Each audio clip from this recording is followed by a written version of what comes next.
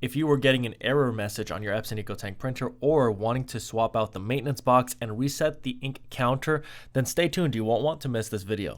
Hey, what is going on? The printer guy here, and in this video I'm going to be showing you how to reset the waste ink counter on an Epson EcoTank model. Now, the specific Epson EcoTank models that are compatible with these instructions are here on the screen. You can pause the video, take a look, and see if you see your Epson EcoTank printer model.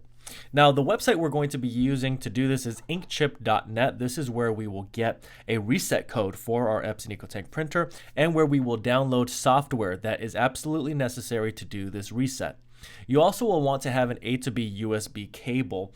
If you don't already have one, you can purchase one. This connects your printer directly to your PC. Now, you have to be running Windows. You have to be running a Windows operating system to run the software and to perform this reset. So why don't we get started? We're going to inkchip.net, and from the homepage, we want to click on WIC. That's going to take us to the WIC page. This is where we can purchase a key, but mainly what we want to do is download the software. So we're going to select English, and we are going to download it to your desktop, this file. You're going to click Save. And once you save it, you are going to see an icon pop up on your desktop. It should look like this: Inkchip WIC Setup 1.18. Once you click the app, you are going to have this window pop up asking if you want to install. You're going to click yes, okay. It's going to start installing, and it's going to give you 4 different languages. You're going to select one of them. For me, it's English.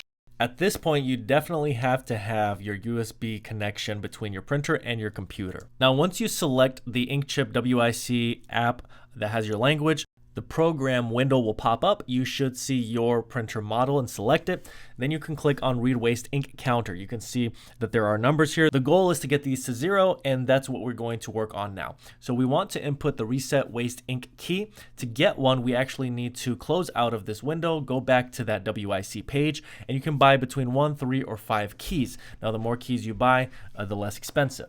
Once you've made your selection, you're going to be brought to this page. Make sure to use the 10% discount code BESTPRINTERS to get 10% off of your purchase. Once you've made your selection, you can then proceed to checkout, where of course you will enter your payment information.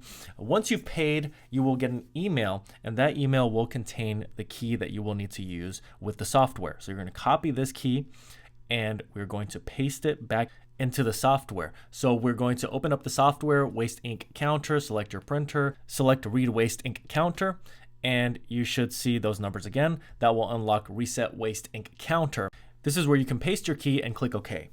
So at this point, we actually need to reset the printer or turn it off and turn it back on, and this is where you will do that. It's as simple as powering off with the power button. Keep in mind, we're keeping everything connected, the cables, everything like that. We're just powering off. You can leave the printer off for about 5 to 10 seconds. After that time has transpired, you can power back on with the power button.